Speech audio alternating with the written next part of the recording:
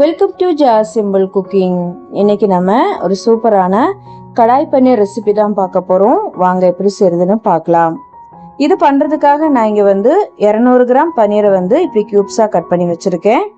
அதுக்கப்புறமா இதுல சேர்க்கறதுக்காக ஒரு குடமிளகா இப்படி சதுரவாக்குல கட் பண்ணி வச்சிருக்கேன். அதோட விதைகளெல்லாம் எடுத்து கட் பண்ணி வச்சிருக்கேன். அதுக்கப்புறமா ஒரு மீடியம் சைஸ் பெரிய வெங்காயத்தை இதே மாதிரி கியூப்ஸா கட் பண்ணி வச்சுக்கோங்க. அதுக்கப்புறமா ஒரு தக்காளியை விதைகளெல்லாம் எடுத்துட்டு இந்த மாதிரி கியூப்ஸா கட் பண்ணி வச்சிருக்கேன். அதுக்கப்புறமா இப்போ இதுல 2 பச்சை மிளகாவை இப்படி ரெண்டா கட் பண்ணி வச்சிருக்கேன். இப்போ கடாய் மசாலா ரெடி பண்ணிடலாம். அதுக்காக ஸ்டவ் ஆன் பண்ணி ஒரு கடாயில 1 டேபிள் ஸ்பூன் மல்லி, 1 டீஸ்பூன் சீரகம், 1 டீஸ்பூன் பெருஞ்சீரகம், 1/2 டீஸ்பூன் மிளகு, கூடவே 2 பியாடிகி வத்தலை சின்ன சின்னதாக கட் பண்ணி சேர்த்துருக்கேன். பியாடிகி வத்தலுக்கு பதிலாக காஷ்மீரி வத்தல் இல்லைன்னா நம்ம நார்மலாக யூஸ் பண்ணுற வத்தல் கூட யூஸ் பண்ணிக்கலாம். சேர்த்துட்டு ஃப்ளேமை சிம்மில் வச்சுட்டு 1 நிமிஷம் இது நல்லா வறுத்து எடுத்துடலாம். நல்லா வறுபட்டதுக்கு அப்புறமா இப்போ ஸ்டவ் ஆஃப் பண்ணிட்டு லைட்டாக ஆறுனதும் நம்ம இது இந்த மாதிரி பொடி பண்ணி வச்சுக்கலாம். அதுக்கப்புறமா ஸ்டவ் ஆன் பண்ணி ஒரு பேன் வச்சுக்கோங்க. இப்போ இதில் 1 டேபிள் ஸ்பூன் எண்ணெய், அதுக்கப்புறமா 1 டேபிள் ஸ்பூன் வெண்ணெய் சேர்த்துக்கோங்க.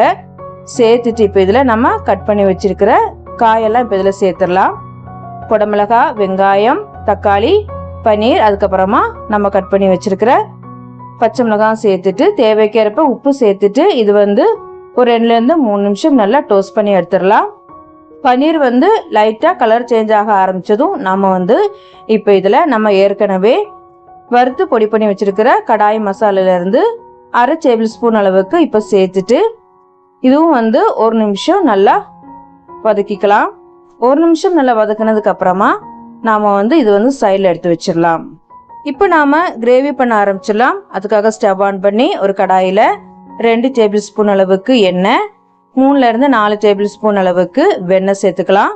கூடவே 1/2 டீஸ்பூன் ஜீரகம் சேர்த்துட்டு ஜீரகம் நல்லா பொரிஞ்சு வந்ததும் இப்போ இதுல ஒரு பெரிய சைஸ் பெரிய வெங்காயத்தை ரொம்ப சின்ன சின்னதாக கட் பண்ணி சேர்த்துக்கலாம். சேர்த்துட்டு வெங்காயம் நல்லா வதங்கி நல்லா பொன்னிறமாகிற வரைக்கும் நாம இது வதக்கணும். பாருங்க, வெங்காயம் நல்லா வதங்கி நல்லா பொன்னிறமா வந்திருக்கு. இப்போ நாம இதுல 1 டேபிள் ஸ்பூன் அளவுக்கு இஞ்சி பூண்டு விழுது சேர்த்துட்டு இஞ்சி பூண்டோட பச்சை வாசனை போற வரைக்கும் இது நல்லா வதக்கிக்கலாம். இப்போ இஞ்சி பூண்டோட பச்சை வாசனை எல்லாம் போனதுக்கு அப்புறமா இப்போ இதுல 2 மீடியம் சைஸ் தக்காளியை நான் அரைச்சு வச்சிருக்கேன்.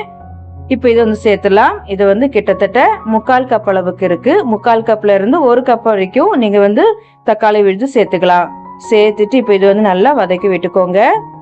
நல்லா மிக்ஸ் பண்ணி விட்டதுக்கு அப்புறமா இப்போ நாம இது மூடி வச்சு வேக வச்சிடலாம். ஒரு 3லேருந்து 4 நிமிஷம் இது நல்லா வேகட்டும். எண்ணெயெல்லாம் நல்லா பிரிஞ்சு வர ஆரம்பிக்கட்டும். இப்போ 4 நிமிஷம் போல இருக்கு. பாருங்க, தக்காளி நல்லா வெந்திருக்கு. இப்போ இது நல்லா கலந்து விட்டுட்டு இப்போ நாம இதுல பவுடர் மசாலா எல்லாம் சேர்த்துடலாம். 1/4 டீஸ்பூன் மஞ்சள் தூள், 2 டீஸ்பூன் மல்லித்தூள், அதுக்கப்புறமா 1 டேபிள் ஸ்பூன் காஷ்மீரி வத்தல் தூள், அதுக்கப்புறமா நம்ம ஏற்கனவே வறுத்து பொடி பண்ணி வச்சிருக்கிற கடாய் மசாலா இப்போ சேர்த்துடலாம். சேர்த்துட்டு இப்போ இதுல தேவைக்கேற்ப உப்பு சேர்த்துக்கோங்க.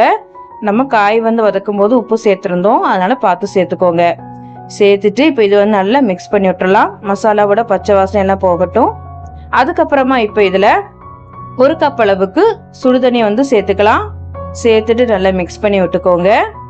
நல்லா மிக்ஸ் பண்ணி விட்டதுக்கு அப்புறமா இப்போ நாம இதுல நம்ம ஏற்கனவே வதக்கி வச்சிருக்கிற காயும் பன்னீரும் இப்போ சேர்த்துடலாம். சேர்த்துட்டு நல்லா மிக்ஸ் பண்ணி விட்டுக்கோங்க. இப்போ ஃப்ளேமை சிம்ல வச்சுட்டு மூடி போட்டுட்டு ஒரு 4லேருந்து 5 நிமிஷம் இது நல்லா கொதிக்க வச்சிடலாம். இப்போ 5 நிமிஷம் கழிச்சு ஓப்பன் பண்ணி பார்த்துடலாம். பாருங்க, இப்போ இது நல்லா திக்கா வந்திருக்கு. எண்ணெயில நல்லா பிரிஞ்சு வர ஆரம்பிச்சுட்டு இப்போ நாம இது நல்லா மிக்ஸ் பண்ணி விட்டுட்டு 1 டேபிள் ஸ்பூன் அளவுக்கு கசூரி மேத்தி கையில வச்சு இப்படி நல்லா க்ரஷ் பண்ணி சேர்த்துக்கோங்க. அதுக்கப்புறமா 1/2 டீஸ்பூன் அளவுக்கு கரம் மசாலா, கூடவே 1/4 கப் அளவுக்கு ஃப்ரெஷ் க்ரீம் சேர்த்துட்டு நல்லா மிக்ஸ் பண்ணி விட்டுட்டு நாம இது மூடி போட்டுட்டு மறுபடியும் ஒரு 2லேருந்து 3 நிமிஷம் நல்லா கொதிக்க வச்சிடலாம். இப்போ 3 நிமிஷம் கழிச்சு ஓப்பன் பண்ணி பார்த்துடலாம். பாருங்க, கிரேவி நல்லா திக்கா வந்திருக்கு. இப்போ இது நல்லா மிக்ஸ் பண்ணி விட்டுட்டு சின்னதாக கட் பண்ண கொத்தமல்லியில சேர்த்துட்டு நல்லா கலந்து விட்டுட்டு நம்ம வந்து ஸ்டவ் ஆஃப் பண்ணிடலாம். அவ்வளோதான், நம்ம சூப்பரான கடாய் பன்னீர் வந்து ரெடி ஆயிடுச்சு. இது வந்து சப்பாத்தி, நான், பரோட்டா கூட எல்லாம் வச்சு சாப்பிட்றதுக்கு ரொம்ப சூப்பராக இருக்கும். டேஸ்ட் வந்து ரொம்ப நல்லா இருக்கும். நீங்களும் வீட்டில் செஞ்சு பாருங்கள். இந்த வீடியோ உங்களுக்கு பிடிச்சிருந்துச்சுன்னா லைக் பண்ணுங்கள், ஷேர் பண்ணுங்கள். மறக்காமல் ஜாஸ் சிம்பிள் குக்கிங் சேனலுக்கு சப்ஸ்கிரைப் பண்ணுங்கள். தேங்க்ஸ் ஃபார் வாட்சிங்.